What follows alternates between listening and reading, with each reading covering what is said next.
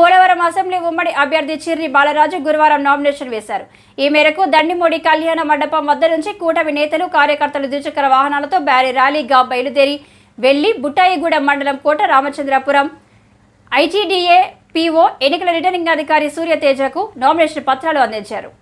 అనంతరం ఆయన మాట్లాడుతూ కూటమి ప్రభుత్వం అధికారంలోకి వచ్చాక పోలవరం ప్రాజెక్టు పూర్తి చేసి నిర్వాసితుల సమస్యలు పరిష్కరిస్తామని హామీ ఇచ్చారు. గాజు గ్లాసు గుర్తుకు ఓటు వేసి అఖండ మెజార్టీతో గెలిపించాలని ప్రజల్ని కోరారు. ఈ కార్యక్రమంలో ఏలూరు పార్లమెంట్ టీడీపీ అభ్యర్థి పుట్ట మహేష్ కుమార్, టీడీపీ జిల్లా అధ్యక్షులు గన్ని వీరాంజనేయులు, జనసేన రాష్ట్ర కార్యదర్శి రాఘవ చౌదరి, సీనియర్ నాయకులు కరటన్ రాంబాబు, జనసేన జిల్లా అధ్యక్షులు రెడ్డి అప్పలనాయుడు, పోలవరం నియోజకవర్గం టీడీపీ ఇన్ఛార్జ్ బొరగం శ్రీనివాసరావు, పోలవరం మాజీ MLA Modiyam Srinivasarao, Denduluru Janasena party incharge Ghantasala Venkatalakshmi, 7 మండలాల నుంచి జనసేన, టీడీపీ, బీజేపీ నాయకులు, కార్యకర్తలు, మహిళలు, అభిమానులు అధిక సంఖ్యలో పాల్గొన్నారు.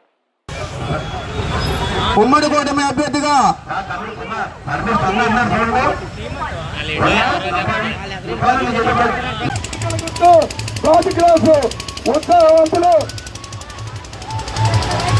ప్రజల సమస్యల పట్ల అన్నా అంటే నేనున్నానని ముందుకు వచ్చేటటువంటి ఎన్నికల గుర్తు సైకిల్ అమ్మా, మర్చిపోవద్దు.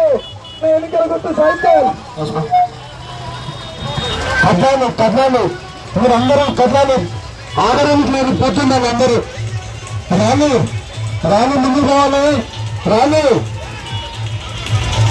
పనింది, ఆదరణకు లేదు పనింది. నరసింహపాలెం నుంచి పుట్టాయిపురం వరకు, నరసింహపాలెం, రామన్నపురం, వేలందపురం, ధర్మరావుపేట, సిరిసిల్ల, పుయ్యనగూడెం, కొండలగూడెం,